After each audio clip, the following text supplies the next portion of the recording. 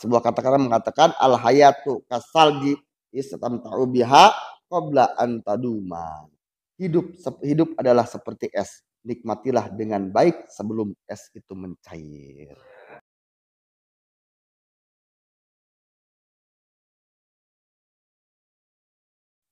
Walillahilham. Al-Fatihah.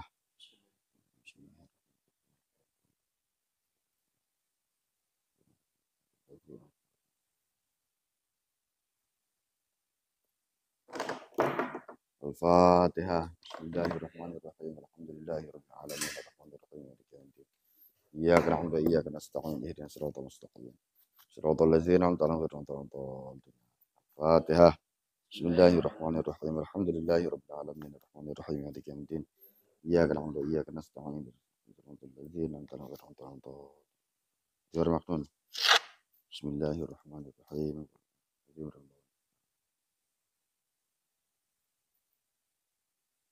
Lahuma syar'i au urfi nahur taqalil hadati sufiyu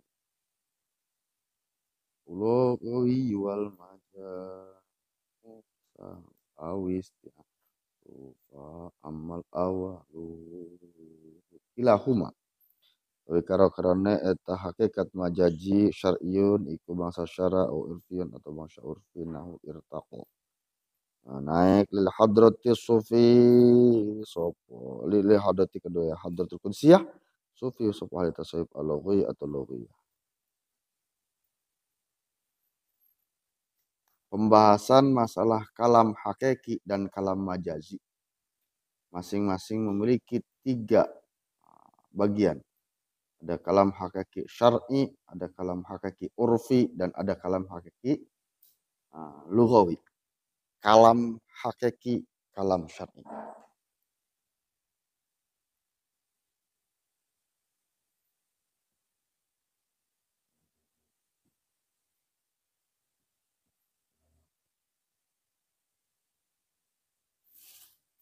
Hakiki syar'i ada hakiki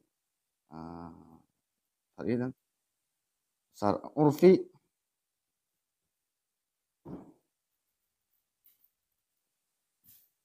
hakiki lughawi.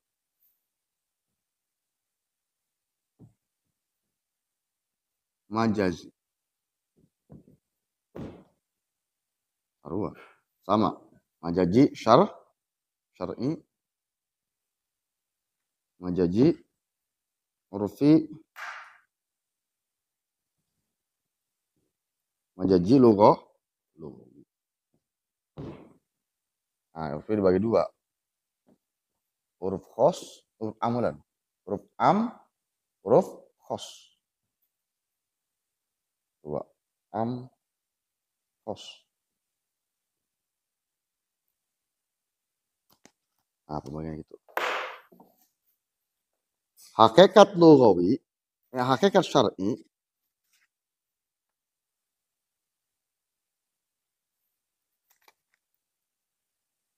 aqulu wal mana hakikat wal majazi lughawi wa syar'i wa urfi. Hakikat syar'i yaitu sebuah hakikat yang diwadokkan, diterapkan oleh syarak. Contohnya seperti sholat. Sholat yaitu ketika diterapkan oleh syarak. Hayatul mahsusoh, yaitu af'alun wa aqwalun mustatanun bitakbir wa mustatanun tasdim. Perbuatan, perkataan yang diawali dengan takbir dan diakhiri dengan salam. Maka ya maka disebut hakikat syar'i. Dan hakikat urfi hakikat syar'i. Sebaliknya dari hakikat syar'i yaitu majazi syar'i. Ketika syarak mengatakan sholat itu adalah doa bil khair, maka hukumnya menjadi syar'i. Terus berikutnya ada yang mengatakan urfi. Urfi ya urufnya. Urfi lan. Urfi, uruf khos, uruf am. Uruf khos itu wa huwa ma lat'anu naqilu anil ma'nal lugh. yang tidak ditentukan yang memindahkannya kepada mana logot. Kalau huruf khos sebaliknya ada ketentuan, ada yang menentukan. Contoh seperti fiil yang digunakan ulama ahli nahwu untuk sebuah kalimah. Fiil untuk sebuah kalimah yang menunjukkan kepada makna atau memiliki makna dan dibarengi dengan salah satu zaman yang 3 dalam penerapannya. Nah, yang itu disebut hakikat urfi khos. Hakikat urfi khos. Nah, adalah banyak macam contoh-contohnya. Jadi alhasil simpulnya lah gitu lah. Alhasil hakikat dan majazi masing-masing memiliki 3 bagian. Pertama ada hakikat syar'i, hakikat urfi, hakikat lugawi. Majazi syar'i, majazi urfi, majazi lugawi. Dan urfi masing-masing mempunyai 2 bagian, yaitu urfi khas dan urfi am. Wallahu a'lam bishawab.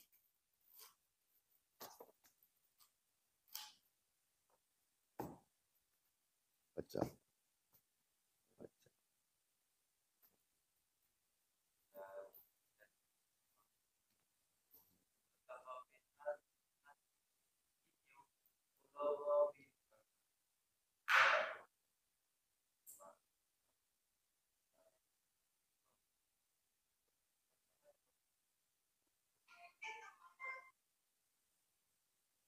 Usul fikih. Wa ila ma huwa aqradu kasnasakhi takhir baina shaum Ramadan wal fidyata ila ta'yin shaum qala ta'ala wa 'alal ladzina yutiquna itu ila qauli ta'ala faman syahida minkum syahran falyasbu. Membicarakan masalah nasakh dan mansukh. Ada yang menyalin, ada yang salin, ada yang membuang dan ada yang dibuang. Nah, ya, berikutnya adalah nasekhnya yang lebih berat daripada mansukh. Yang menyalin itu lebih berat daripada yang disah. Contoh takhir. Dahulu pernah ada sebuah hukum diperbolehkan antara melaksanakan puasa dan fidyah boleh berpuasa dan boleh boleh milih. Karena kenapa? Pas waktu itu ketika awal-awal Islam, maka keimanan orang Islam itu di awal-awal masih lah gitu. Nah, akhirnya Allah boleh memilih antara puasa Ramadan atau melaksanakan fidyah, bayar fidyah. Bayar fidyah berapa? 1 mud. Ada yang mengatakan 2 mud. Setelah itu datanglah sebuah ayat yang menyatakan wajiblah melaksanakan puasa dan tidak boleh melaksanakan fidyah. Ayat tersebut yang disebutkan dalam surat Al-Baqarah ayat 184 185. Al-Baqarah 184 185 ya ayam langsung.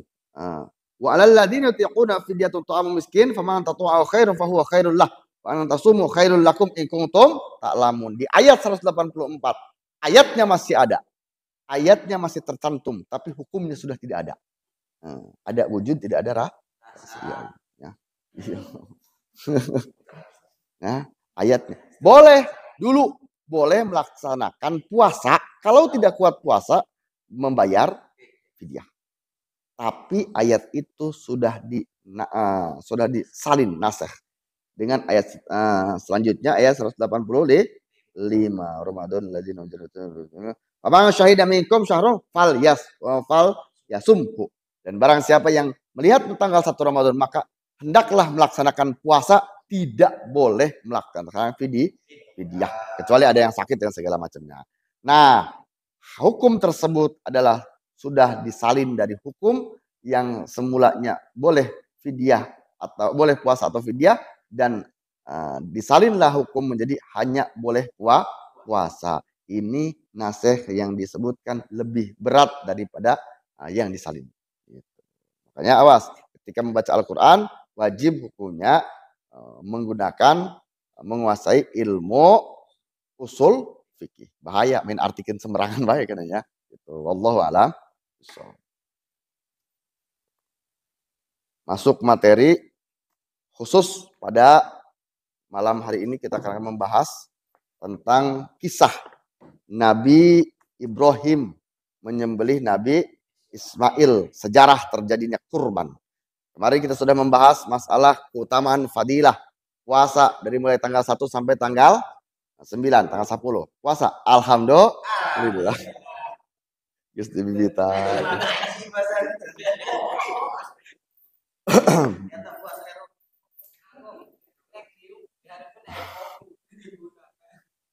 Nah, buka materi.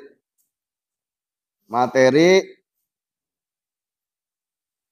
sejarah tersebut dicantumkan dalam surat sejarah tersebut adalah ditulis dalam Al-Quran surat As-Saffat 99 sampai 105. Buka As-Saffat 99 105. Buka. Baca salah seorang. Baca. As-Saffat 449. Halaman 449. Ayat 99 ayat 99 sampai 105. Ini 105. Baca. Ayat dan terjemahnya. Ayat tanggalan. Gantian.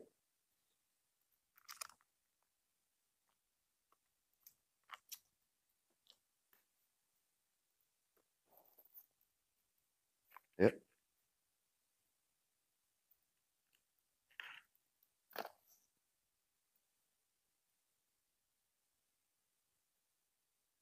Bismillahirrahmanirrahim. Wa qala inni dhahibu ila rabbi sayahdin.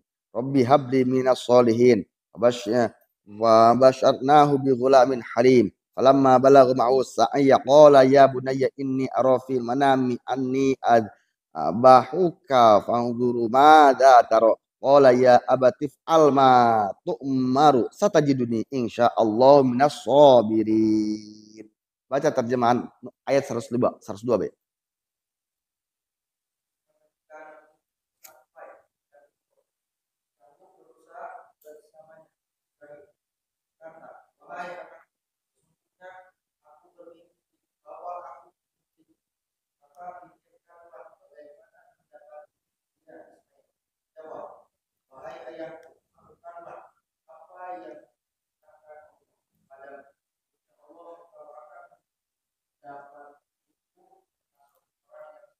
Nah, jadi As-Saffat ayat 99 sampai 105 itu menjelaskan masalah kisah menyembelihnya Nabi Ibrahim kepada Nabi Ismail.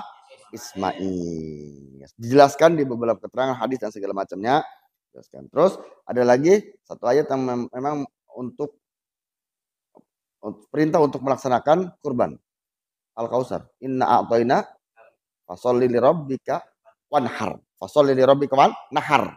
Ya, hari nahar. Gitu. Terus kisah sejarahnya kita akan kupas, bahas sejarah-sejarah yang luar biasa, sejarah istimewa supaya jadi pelajaran untuk kita semua. Baca.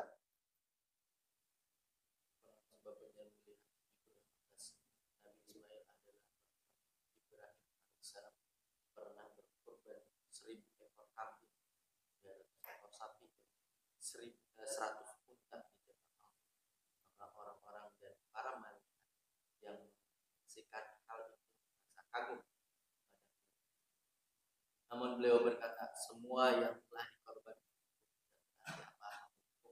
demi Allah, seandainya aku mempunyai anak, maka aku akan beri Allah aku.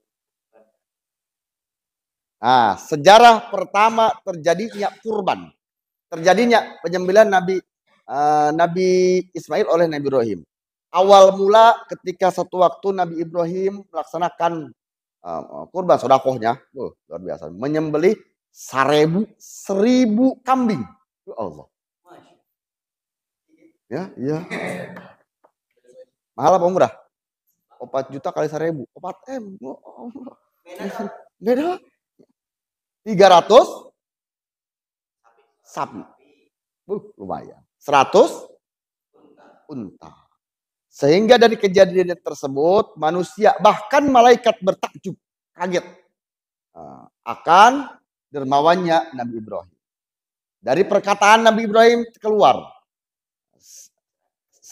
bukan seadanya, harta yang telah disembelih 1000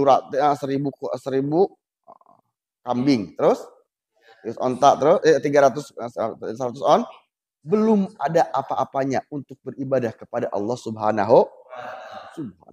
Seandainya saya mempunyai anak, maka akan saya sembelih dan kurbankan di jalan Allah. Bahasa itu awal, ya kan? Makanya awas. Nah, berbicara jangan sembarangan, ditagih ya gitu. Janji banyak ya Allah. Akan itu janji. Terus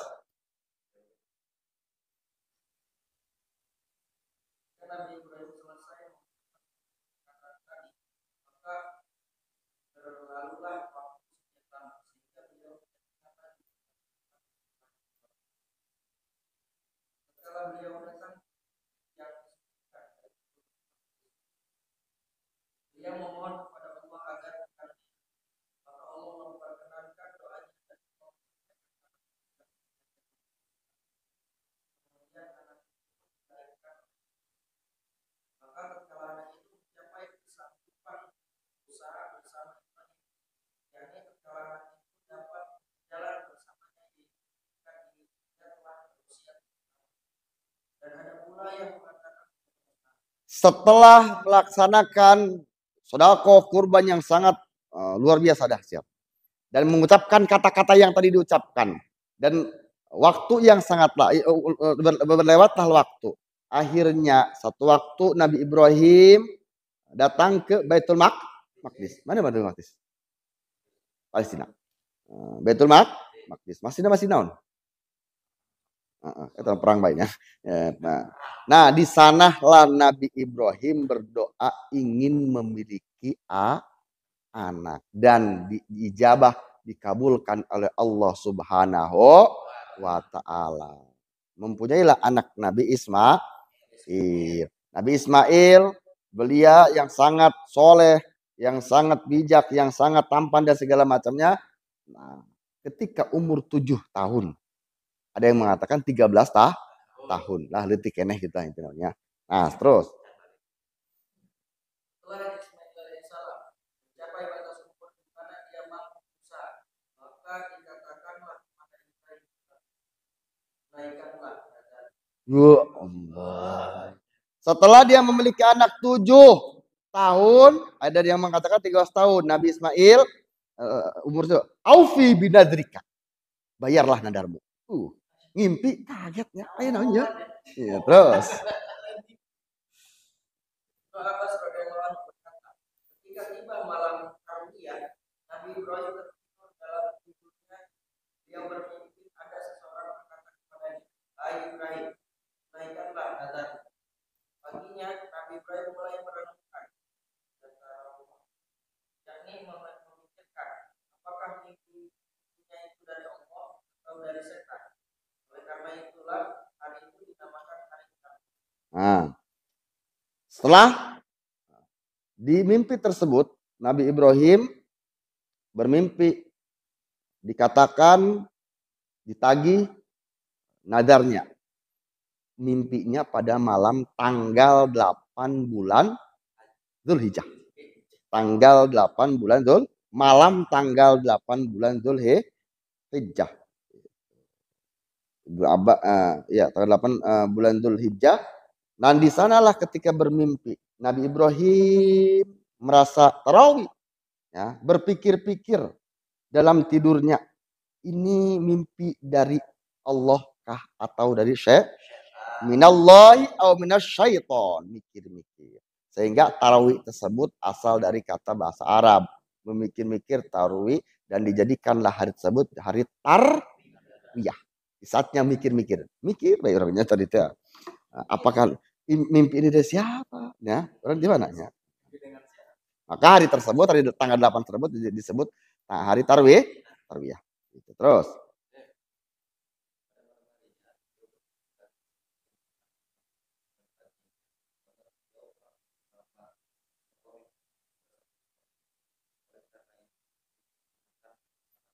Beres.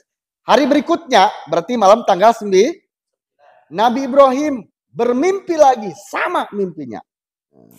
Aufi bibadrika. bayarlah nadarmu. Ya Allah. Tapi Nabi Ibrahim ketika terbangun mengetahui bahwa itu mimpi dari Allah bukan dari setan.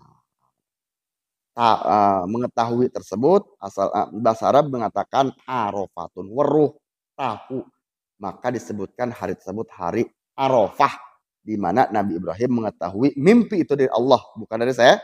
Tempat tersebut dinamakan padang Arafah.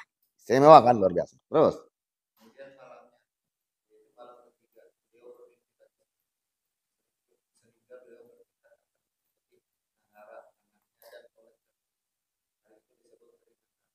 dan malam ketiga, malam tanggal 10, berarti malam takbirnya 10 haji. Nah, Nabi Ibrahim bermimpi kembali seperti awal. Aufi binadrika. Tunaikanlah nadarmu, bayarlah nadarmu. Ya, maka Nabi Ibrahim pada hari itu bertekad akan melaksanakan nadarnya dengan menyembelih anaknya Nabi Ismail. Menyembelih disebut yaumin nahar, ya, yaumin adha, maka disebut idul adha, hari waktu menyembelih hewan kurban. Terus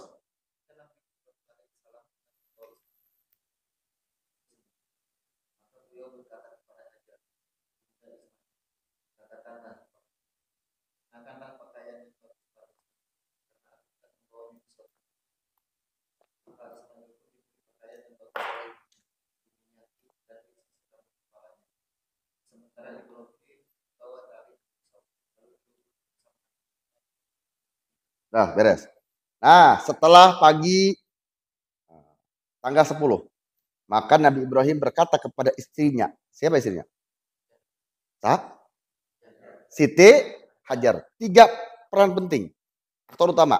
Nabi Ibrahim, Siti Hajar, dan Nabi Ismail. Nah, iya peran. Pertanyaan seperti Siti Hajar. Orang mah, bahasa orang. Naon yang jemputnya. Coba, mah, ya teh, naon mah jemputnya ya. Gitu. Yang, ya. Coba Ismail dipakai baju yang paling bagus. Disisir rambutnya, pakai wewangian dan segala macam. Emang mau dibawa kemana? Ya, ya, nah, nyebutan gak apa-apa ya. Betul lah. Fa inni dhabu bi ila diafat. Maka Nabi Ibrahim mengatakan akan dibawa ke sebuah jamuan. Ya, hajatan juga kita. Memang jamuan dijamu ke Allah Subhanahu wa taala kan, jamuan dari Allah Subhanahu wa taala. Nah, setelah itu Nabi Ibrahim membawa tali dan pisau. Kan kau dengan mau petali peso tinggal. Terus. Terus berangkatlah ke Mina. Tempat penyembelihan di Mina, tempat penyembelihannya. Terus.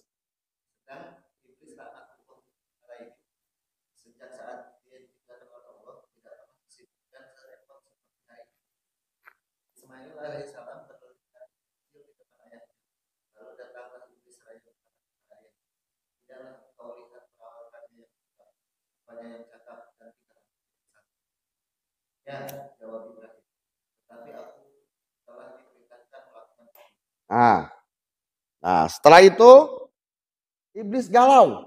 Waduh. Sibuk galau iblisnya.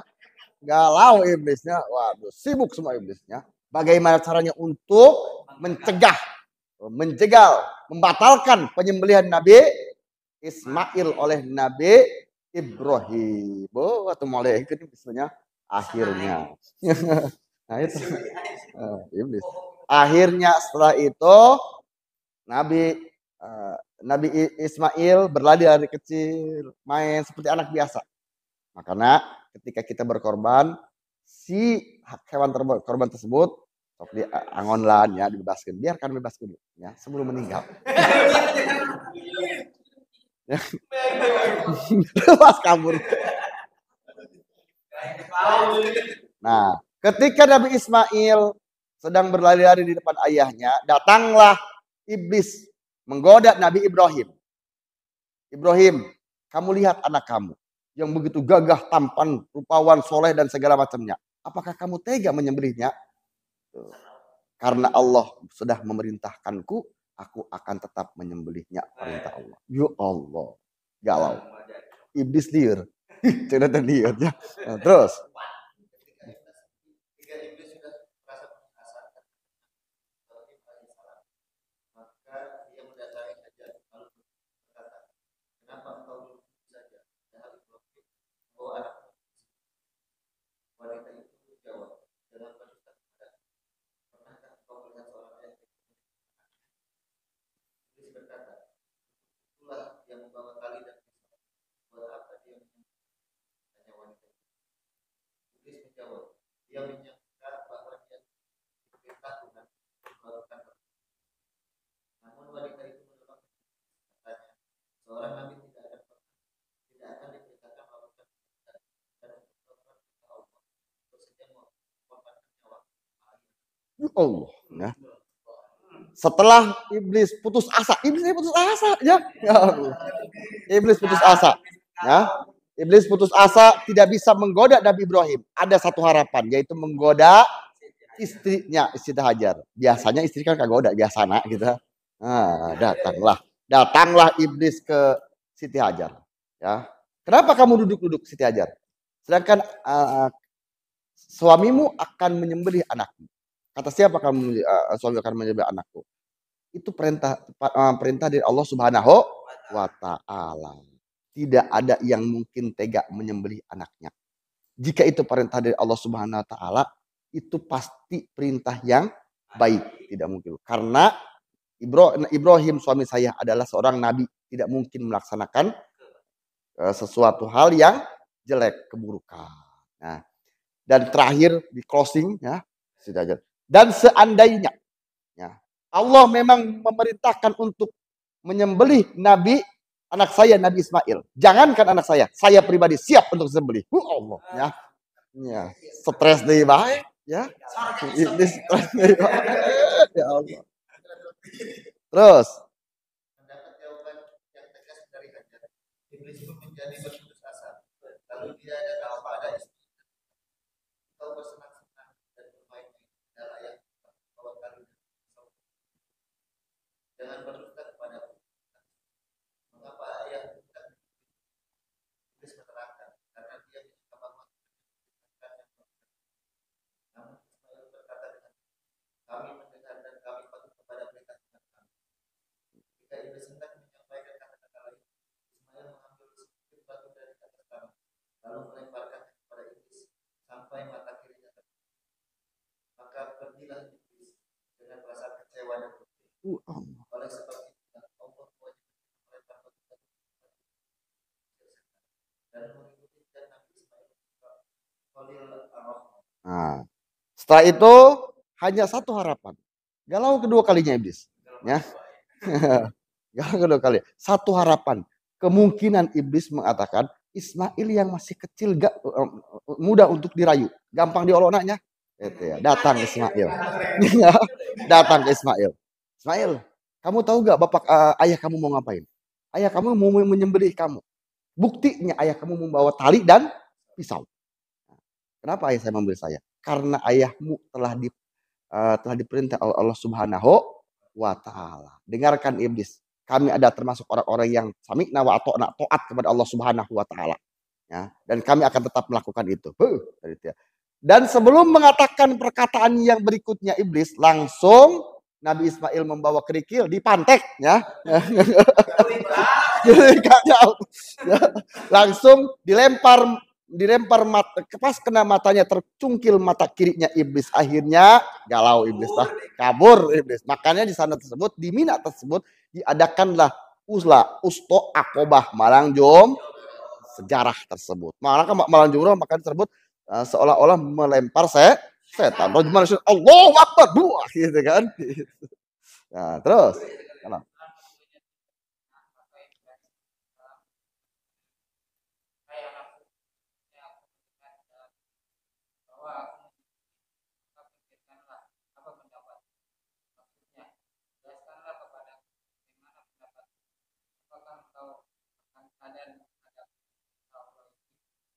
Engkau akan sama saja.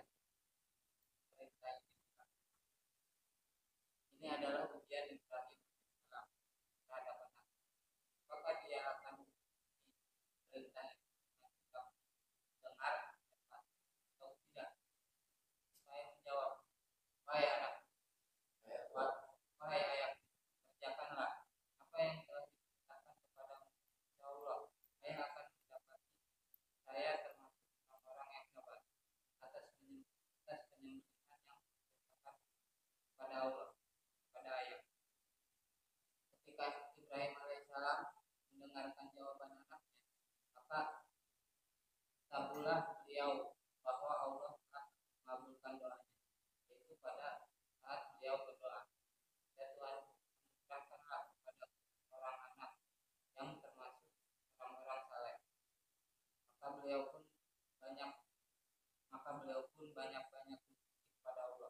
Nah, nah, terus. Nah, setelah itu beres, iblis kabur ya. Tunggang langgang, liar iblis galau. 3 kali dikecewakannya. Gitu. Iblis, nah, tadi akhirnya Nabi Ibrahim memanggil Nabi Ismail untuk berbicara. Ya abati ini arofi manami wahai anakku, bapak semalam bermimpi diperintahkan untuk menyembelihmu. Beneran gue mah kabur.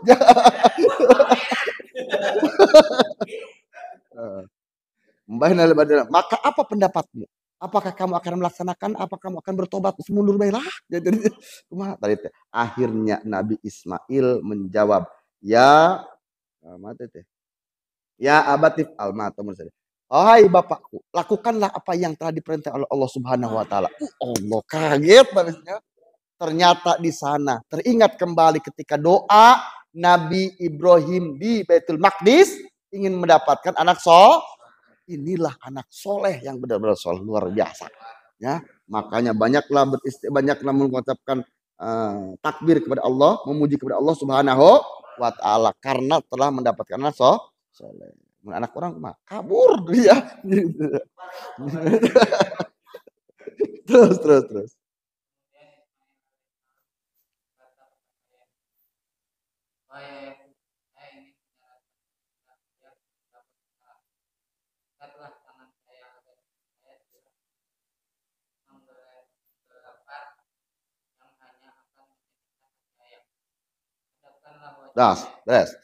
Setelah akan melaksanakan penyembelihan, akhirnya Nabi Ismail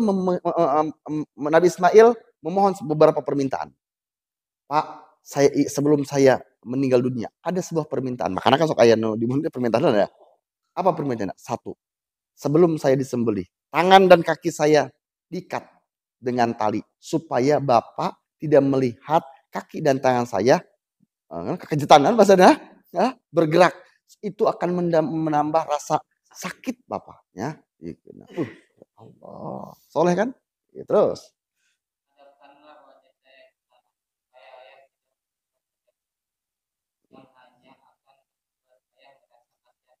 Setelah itu hadapkanlah wajah saya.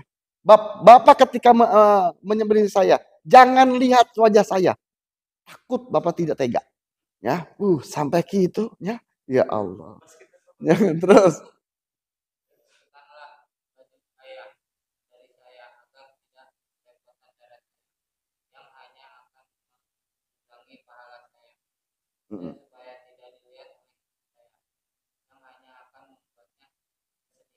Nah, sing-singkanlah lengan baju kan. Nah, dikebecit gitu kan.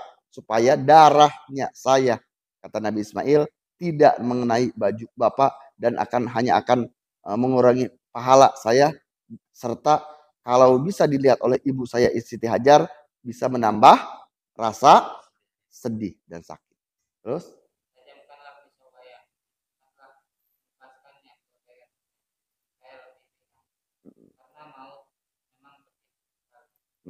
Tajamkanlah pisau.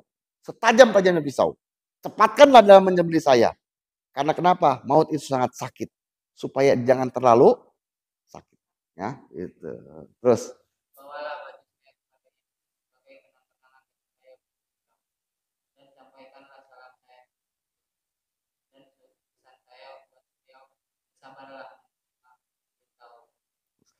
Nah, terus keinginan berikutnya, setelah saya disembelih, baju yang berumur darah ini bawa sebagai kenang-kenangan untuk ibu saya, Siti Hajar, dan bilang katakanlah kepada ibu saya, bersabarlah dari ini semua perintah Allah Subhanahu. Allah, ya Allah. Terus.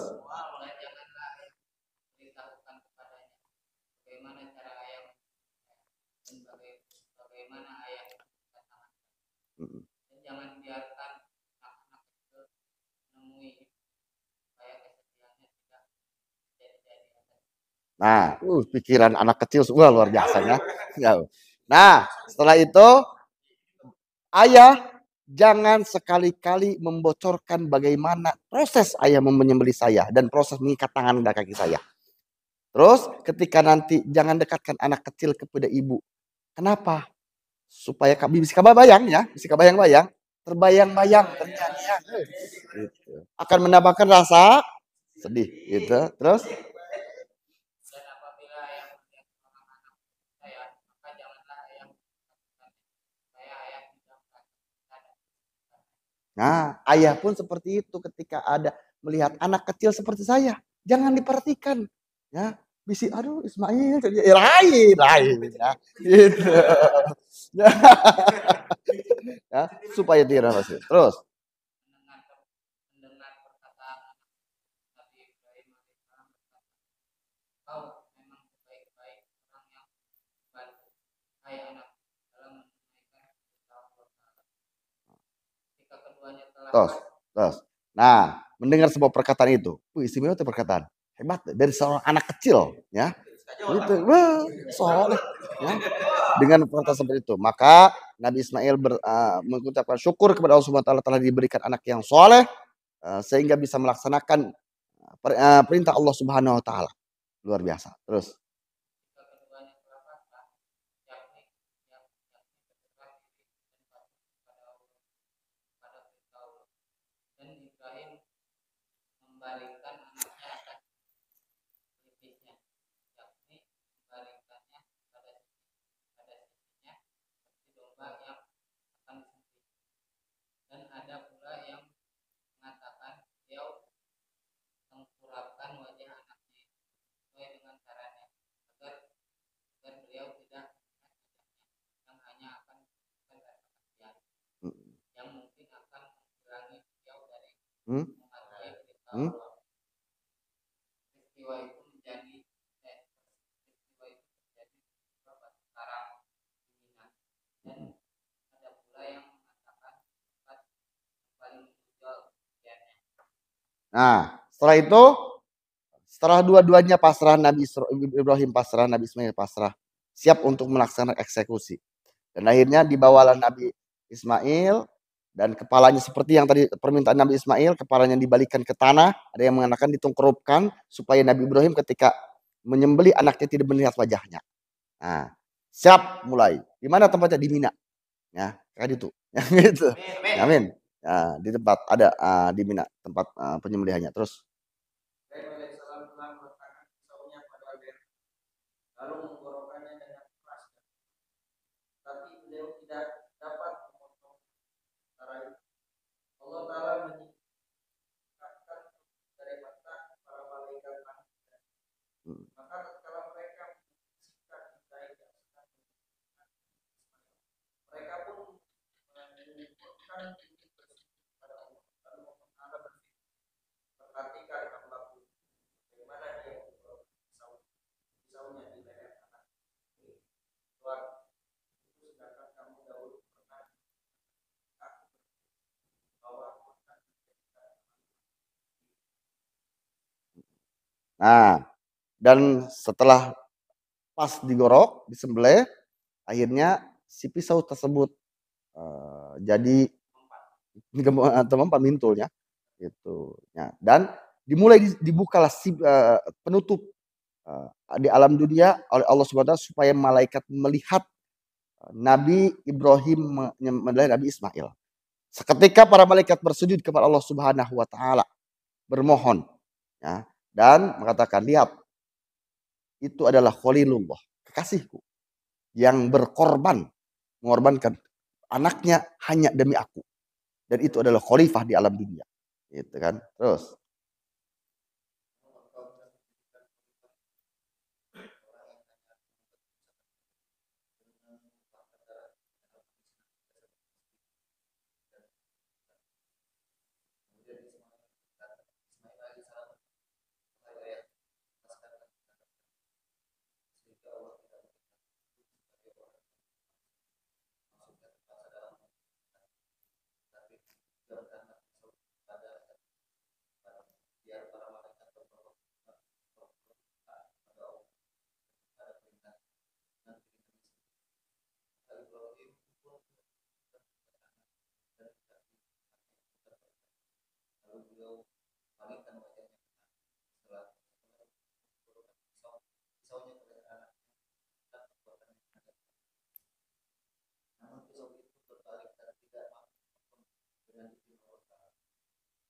Ismail alaihissalam, wahai ayah, buatan lemah gara-gara cinta Ya Allah. sehingga ayah tidak mampu.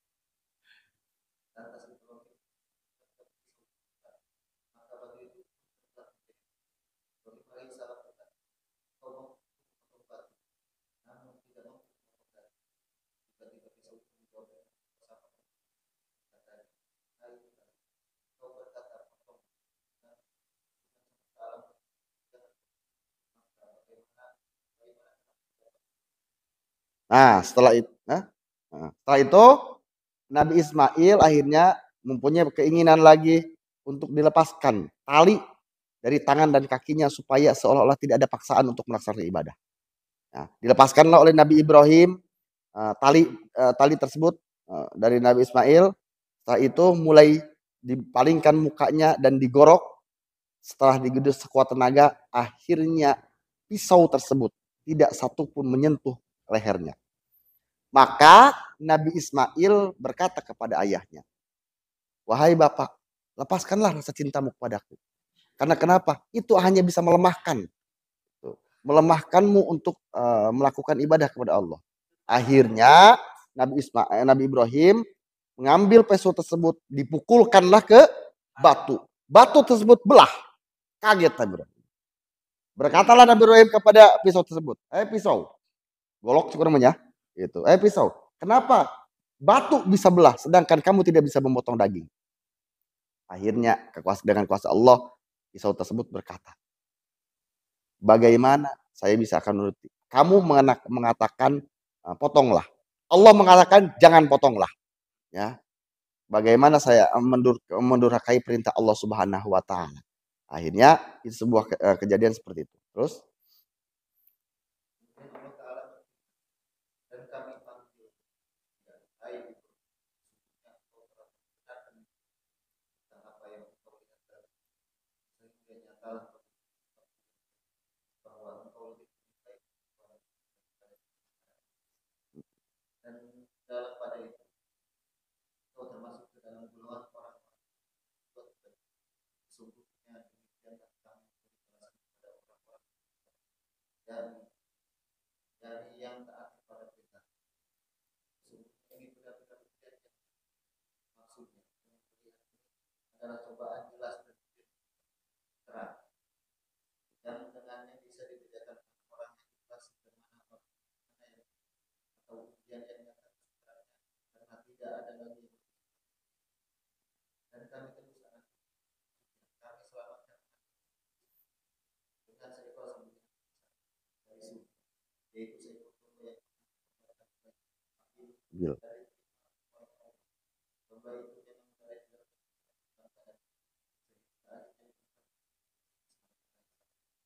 yang menarik alaihissalam datang untuk itu sehingga dia Ibrahim melakukan pesawat kepada alaihissalam maka alaihissalam karena menunjukkan Allah Ta'ala dan mengucapkan Allahu Akbar Allahu Akbar Ibrahim alaihissalam la ilaha illallah lalu disambut pula oleh Ismail Allahu Akbar wa lillah adanya Allah yang baik maka dia wajibkan kita belajar pada tidak pernah nah, setelah itu akhirnya Nabi Ibrahim dipanggil oleh Allah Subhanahu Wa Taala bahwa telah lulus melaksanakan ujian tersebut. Karena kenapa? Bisa mampu mengorbankan anak tercintanya hanya karena Allah Subhanahu Wa Taala. Akhirnya anak tersebut digantikan dengan sebuah domba yang sangat besar yang dulu dikorbankan oleh Habil, ya, yang dibawa oleh disimpan di surga, dibawa oleh malaikat Jibril. Ketika melihat malaikat Jibril melihat Nabi Ibrahim yang sedang menyembelih anaknya, akhirnya berkata sambil membawa domba tersebut, Allahu Akbar, Allahu Akbar, Allahu Akbar. Dijawab oleh Nabi Ibrahim, dilanjutkan La ilaha illallah wallahu akbar, dan Nabi Ismail pun berkata Allahu Akbar walillahilham. Sehingga takbiran tersebut karena bagus, Jadi lapad tersebut yang sunnah dibaca pada hari-hari nahar, hari-hari Idul Adha dan Tasrik. Ya, itu sederhana, saudara. Terus.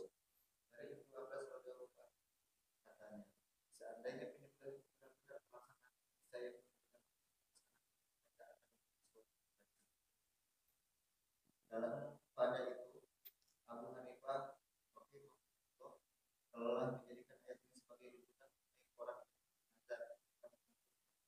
bahwa dia wajib diriwayatkan bahwa Ismail salah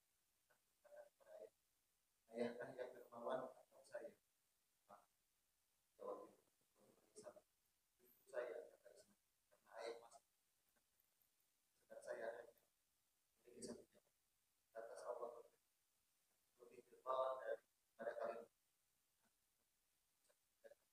dan menyelamatkan dari derita diriwayatkan bahwa para malaikat Dah. Nah, setelah itu beres takbir dan digantikanlah oleh gibasnya domba besar tersebut. Nah, akhirnya tadi saling berdiskusi, siapakah yang lebih dermawan? Kata Ismail, saya.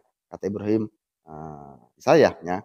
Allah mengatakan yang dermawan adalah kami, kata Allah. Karena kenapa? Telah menggantikan Ismail dengan domba tersebut dan menyelamatkan kalian dari penyembelihan. Terus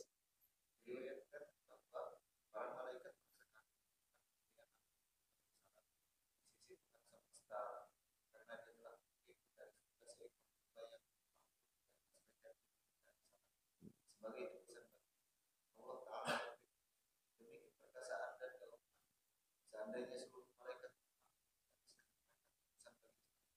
maka itu masih belum sebanding wahai ayah katakan apa yang dikatakan insya Allah ayah akan mendapat saya termasuk orang-orang nah, jadi perkataan seandainya malaikat membawa domba, semuanya malaikat membawa domba dari langit, itu tidak ada bandingannya dibandingkan dengan perkataan Nabi Ismail.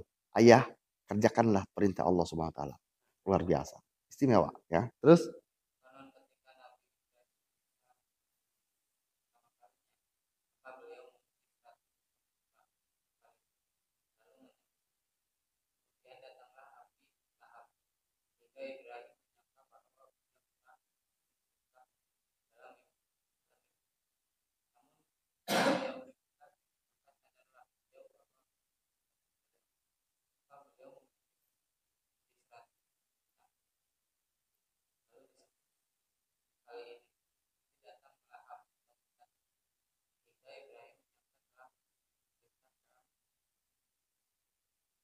tapi ketika beliau berbicara seolah-olah ada yang mengatakan kepadanya sesungguhnya Allah Ta'ala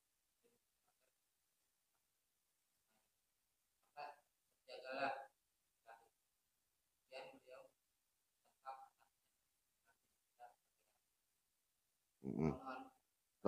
terus. Nah, tadi yang dikatakan ya kerawat ya.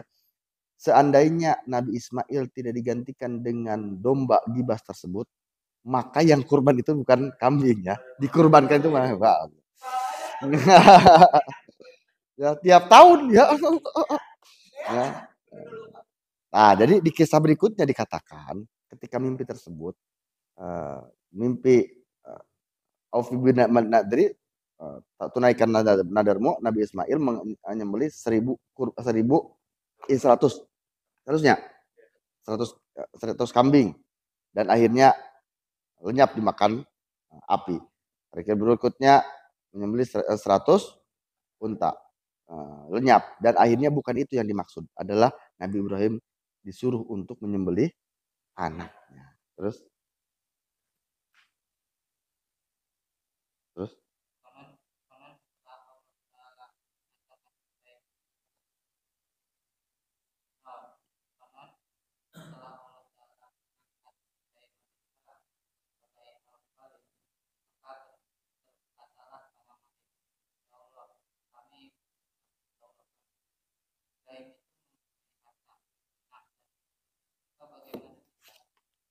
yang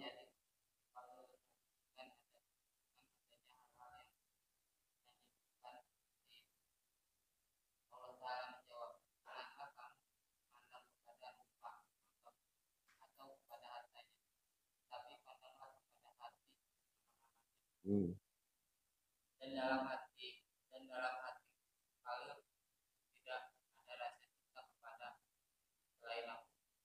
Kalau kamu ingin tahu maka berpihak kepadanya dan cobalah dia. Nah, dan maka Jibril nyamar sebagai seorang manusia lalu datang menemui Ibrahim. Pada saat itu Nabi Ibrahim mempunyai 12.000 ekor anjing dan menjaga domba-domba. Bayangkan saja berapa banyak domba-domba Nabi Ibrahim itu. Setiap ekor anjing mengenakan kalung terbuat dari emas supaya disadari bahwa dunia ini sebenarnya najis dan yang najis hanya pantas yang najis pula. Saat itu Nabi Ibrahim sedang berdiri di atas sebuah bukit. Nah, beres. Malaikat karena melihat Nabi Ibrahim itu diangkat menjadi Khalilullah, kekasihnya Allah. Akhirnya malaikat berkata, ya Allah, bagaimana mungkin Nabi Ibrahim itu bisa menjadi kekasih Allah, sedangkan Nabi Ibrahim itu memiliki harta, anak, istri dan segala macamnya. Semua itu hanya akan menyibukkan dirinya sehingga melupakanmu. Allah berkata, jangan lihat hartanya, jangan lihat anaknya, jangan lihat dohir fisiknya, tapi lihatlah perbuatan dan amalnya. Maka tadi yang disebut memang Nabi Ibrahim luar biasa, memiliki 12.000 anjing penjaga domba. Sabar domba berarti. Ya. Wow. Ya, gitu. Dan anjing tersebut dikalungi emas, membuktikan emas tersebut adalah harta, adalah barang najis, hanya pantas untuk dipakai orang yang najis. Ya, awas ya, najis ya. Terus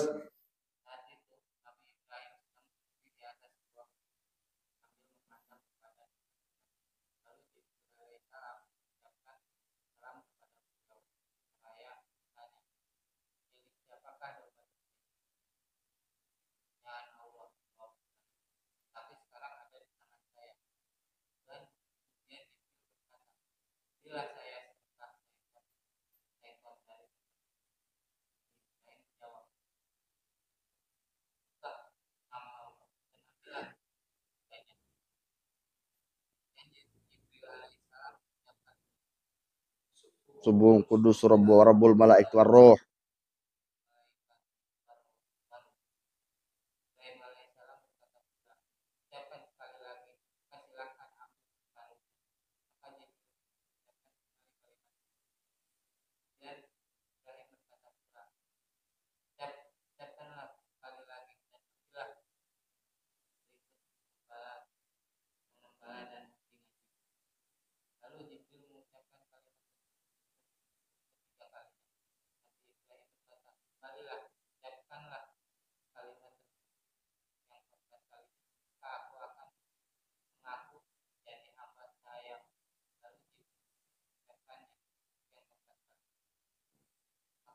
Tos.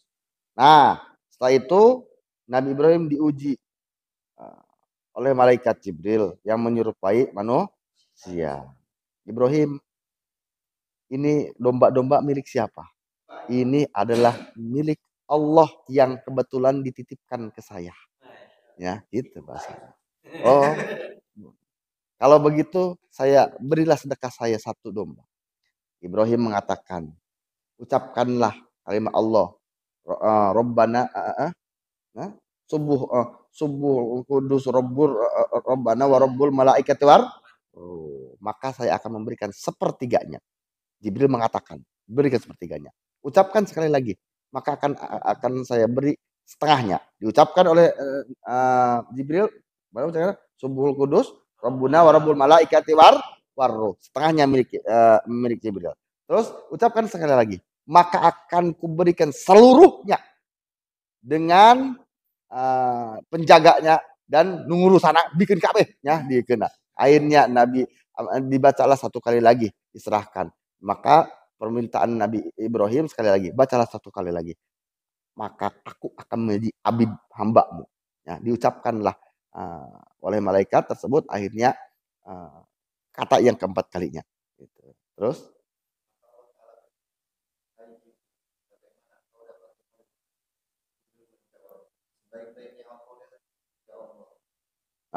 setelah itu mengatakan, Jibril, ya, gitu. Wah, mantep bos. Ya, lain dari itu mah. Beda ya, Pak. Ya beda ya, betul. Gitu, ya, luar biasa ya, istimewanya. Gitu. Terus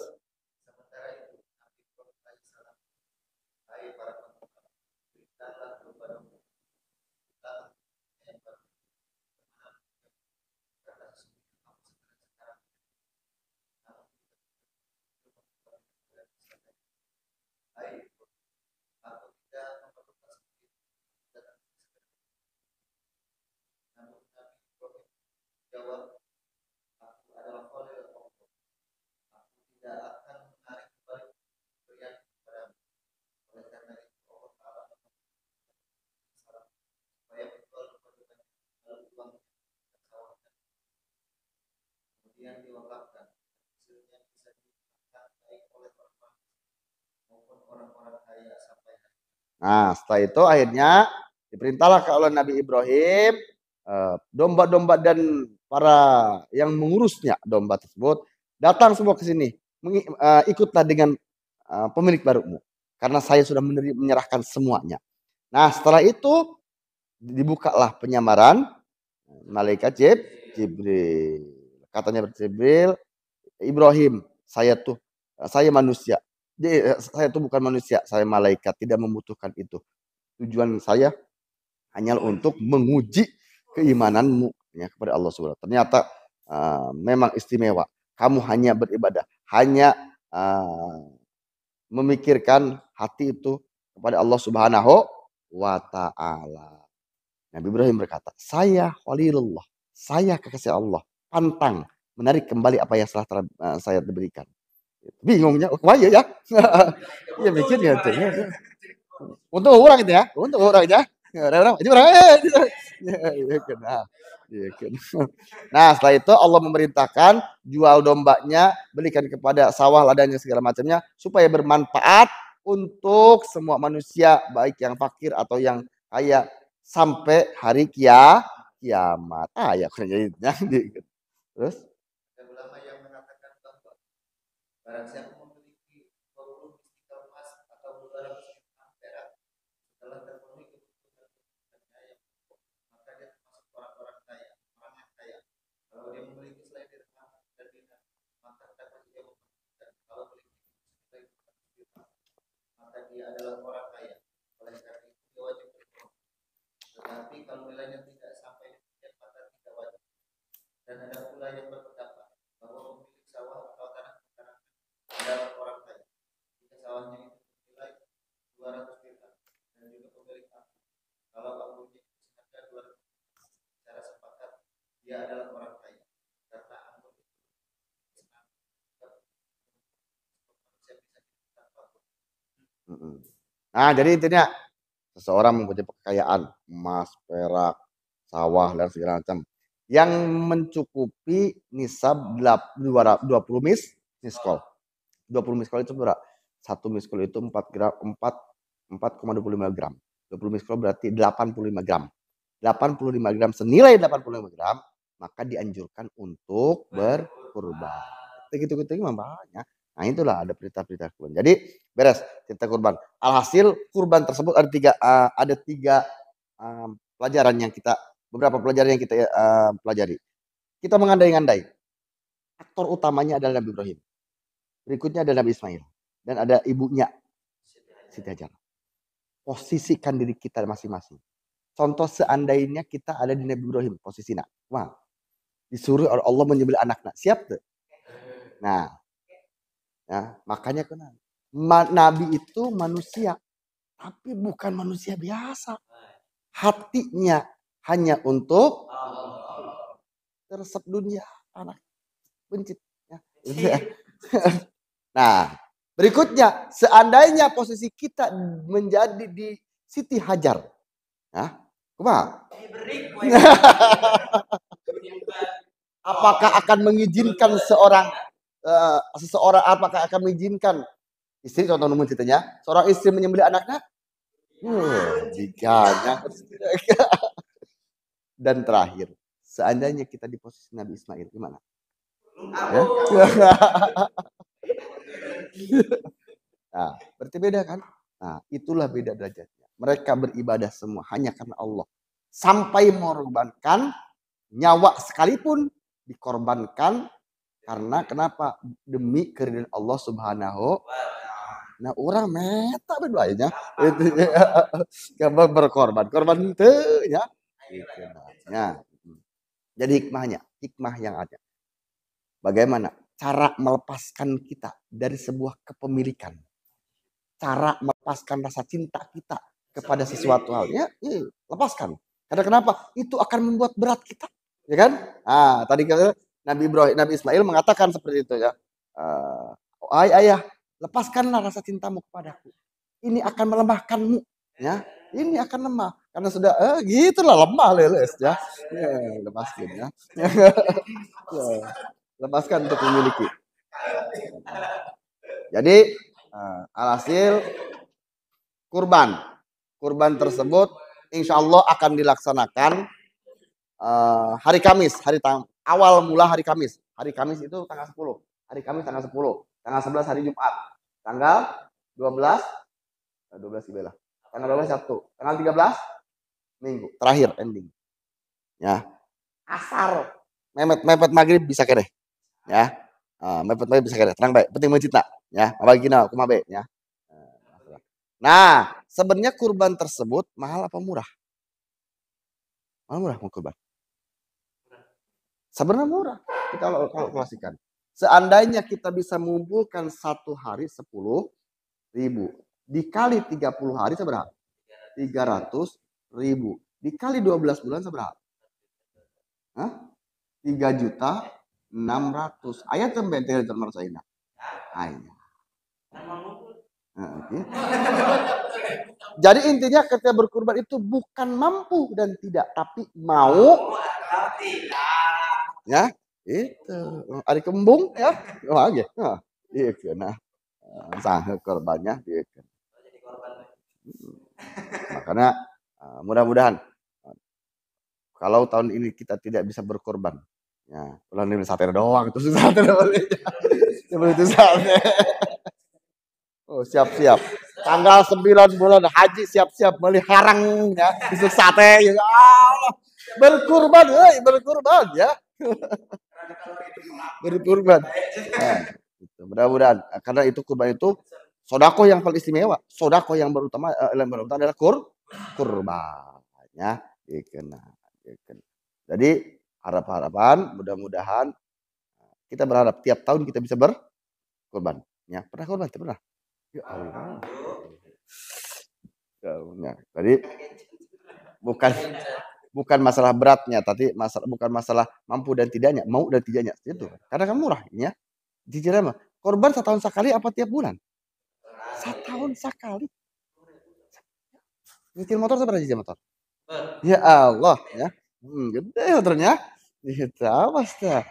Gampang ngorbankan anak mah gampang. Tahu ya. Gitu. Atau ada etanan korban kita sama aja. Korbankan ya. Setelah pakai manfaat amatnya. Gitu. Nah, karena jadi dari kisah tersebut adalah yang paling sulit adalah melepaskan sebuah rasa cinta, rasa memiliki, karena semuanya adalah pada intinya milik Allah Subhanahu wa Ta'ala. Di dalam sebuah kata-kata mengatakan al hayatu kasalji istamta'u biha qabla an taduma. Hidup adalah seperti es, nikmatilah dengan baik sebelum es itu mencair. Mudah-mudahan kita semua bisa melaksanakan ibadah kurban. Kalau tahun ini tidak mampu, mudah tahun depan dan tahun depannya lagi tiap tahun. Amin ya Allah ya Rabbal alamin. Wallahu alam. Alhamdulillah.